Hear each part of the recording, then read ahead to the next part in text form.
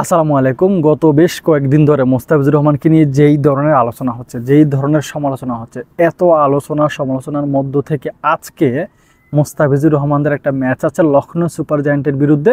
লখনৌতে হবে ম্যাচটা, তার মানে মোস্তাফিজদের হোমে হবে না। এখন মোস্তাফিজদের হোমে ম্যাচ না হইলে কিন্তু মোস্তাফিজের পারফরমেন্স খুব একটা ভালো না। প্রশ্ন তো আসতে পারে যে মোস্তাফিজুর রহমান আজকে একাদশের সুযোগ পাবেন কিনা, বা একাদশের সুযোগ না পেলেও ইম্প্যাক্ট খেলোয়াড় হিসেবে তিনি আজকে ম্যাচটা খেলতে পারবেন কিনা।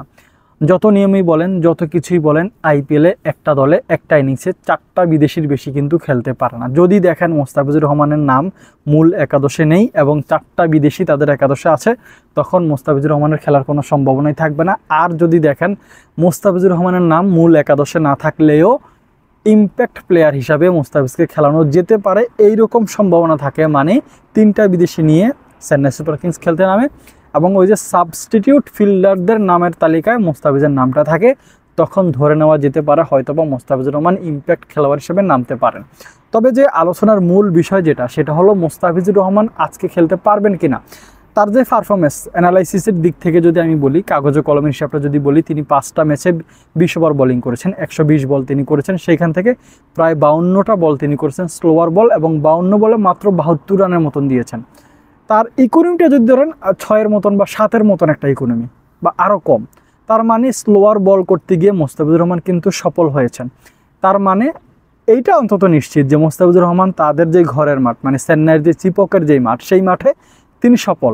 তার মানে চিপকের মাঠে যেই খেলাগুলো হবে, এই ম্যাচটার পরে 28 তারিখে হবে একটা, 23 তারিখে হবে একটা, এবং 1 তারিখে হবে, ওই 3টা ম্যাচ আবার চেন্নাইয়ের ঘরের মাঠে হবে। আমি অন্তত শিওর যে ওই 3টা ম্যাচে মোস্তাফিজুর রহমান খেলতে পারবেন।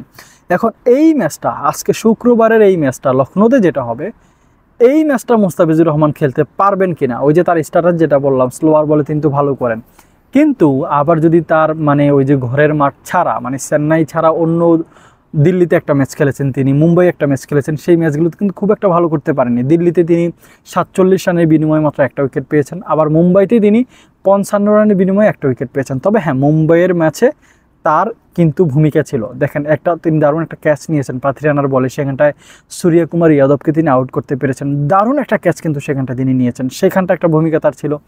আবার টিম ডেভিডকে আউট করেছেন। টিম ডেভিডকে প্রথম 2 বলে টিম ডেভিডের কাছে 2টা ছক্কা খেয়েছেন, একটা ওয়াইড খেয়েছেন। তার মানে প্রথম 2 বলে 13 রান দেওয়ার পরেও সেখানটা মোস্তাফিজ কিন্তু টিম ডেভিডকে আউট করতে পেরেছেন। আরেকটা হইতে পারে, মোস্তাফিজকে নিয়ে চেন্নাই সুপার কিংস যেই পরিকল্পনা করেছে, সেই পরিকল্পনা মাফিক তিনি বল করে গেছেন। মানে তার যেই পরিকল্পনা তাকে দেওয়া হয়েছে, তার সেই পরিকল্পনা থেকে তিনি ফিরে আসেননি বা ফিরে আসতে হয়নি। আরেকটা হইতে পারে 19তম ওভারে এসে যখন 2 ওভারে 40-47 রানের মতন দরকার। এটা কিন্তু আইপিএলে একেবারেই মানে একেবারে যে হবে না বা অবিশ্বাস্য বিষয় এরকম না। 2 ওভারে 40 রান কিন্তু হয়, অহরহ হয়। তো সেইখান থেকে এসে মোস্তাফিজুর রহমান প্রথম 5 বলে মাত্র 7 রান দিয়েছেন। 19তম ওভারে মাত্র 7 রান দিয়েছেন, সেইখান থেকে আবার 2টা ওয়াইড। তার মানে প্রথম 5 বলে মোস্তাফিজুর রহমানের প্রথম 5 বলে 19তম ওভারের মাত্র 5 রান নিতে পেরেছে ব্যাটসম্যানরা। তো এই যে বেশ কয়েকটা ইম্প্যাক্ট কিন্তু তার ছিল সেই ম্যাচটাতে। 55 রান দিলেও কিন্তু খুব একটা ইফেক্টিভ ছিলেন তিনি, একেবারে যে ফেলে দেওয়ার মতন সেরকম না। এখন এই ম্যাচটাতে তিনি সুযোগ পাবেন কিনা, একটা তো গেল তার স্লোয়ারের যেই কার্যকলাপ বলেন, বা তিনি যে স্লোয়ার বলগুলো করেন, সেখানটা তিনি কেমন পারফরমেন্স করেছেন আইপিএলে। আমরা বললাম যে প্রায় 45% বল কিন্তু তিনি স্লোয়ার করেছেন, এখনো পর্যন্ত মোটামুটি তিনি সফল হয়েছেন। এখন লখনৌ সুপার জায়ান্টের যে ব্যাটসম্যানরা আছে, গত 2টা ম্যাচ কিন্তু লখনৌ টানা হেরে গেছে, এবং টানা হেরে যাওয়ার পরেও তাদের যে ব্যাটসম্যানরা আছেন, নিকোলাস পুরান আছেন, স্টয়নিস আছেন, তারা খুব একটা রিদমে কিন্তু নেই, ভালো ওইরকম ভালো পারফরমেন্স কিন্তু তারা করতে পারছেন না। একটা তো হচ্ছে লখনৌ সুপার জায়ান্টের ব্যাটসম্যানদের আত্মবিশ্বাস ওইরকম ভালো নেই, তারা ওইরকম টাচে নেই। সেই ক্ষেত্রে মোস্তাফিজ কতটা ইফেক্টিভ হতে পারবেন সেটাও একটা দেখার বিষয়। আরেকটা বিষয় হচ্ছে, লখনৌতে 2 ধরনের মাঠ বা 2 ধরনের পিচ কিন্তু আমরা দেখেছি। একটা হচ্ছে খুব ভালো রান হয়, পেসাররাও সুবিধা পায়, আর একটা হচ্ছে পেসাররা মানে খুব একটা সুযোগ পান না বা ভালো করতে পারেন না। তো ওই রকম যদি পিচ হয়, মানে পেসারদের ক্ষেত্রে যদি একটু মানে ভালো রানও হচ্ছে, পেসাররাও কিন্তু সুযোগ সুবিধাটা পাচ্ছে, ওইরকম যদি হয় মোস্তাফিজ কিন্তু ইফেক্টিভ হতে পারেন। তো এই আলোচনাগুলো এই কারণেই আসছে যে মোস্তাফিজুর রহমান অ্যাওয়ে ম্যাচগুলোতে, চেন্নাইয়ের অ্যাওয়ে ম্যাচগুলোতে খুব একটা ভালো করতে পারছেন না। কিন্তু আমার যে চাওয়া পাওয়া সেটা তো একান্ত এরকমই হবে, হয়তো আপনারও হবে যে মোস্তাফিজুর রহমান খেলুক, কারণ একজন বাংলাদেশি ক্রিকেটারই আছেন যিনি আইপিএলটা খেলছেন। তো মানে আমাদের প্রত্যেকের চাওয়াটা এটাই হবে যে মোস্তাফিজুর রহমান খেলুক, মূল একাদশে থাকুক। কিন্তু আমার যে ধারণা সেটা হচ্ছে তিনি লখনৌ সুপার জায়ান্টের বিপক্ষে হয়তো ইম্প্যাক্ট প্লেয়ার হিসাবেও থাকতে পারেন, নয়তোবা মূল একাদশেও থাকতে পারেন। কারণ লখনৌর যেই মাঠ, সেই মাঠ মোস্তাফিজকে সহায়তা করতে পারে।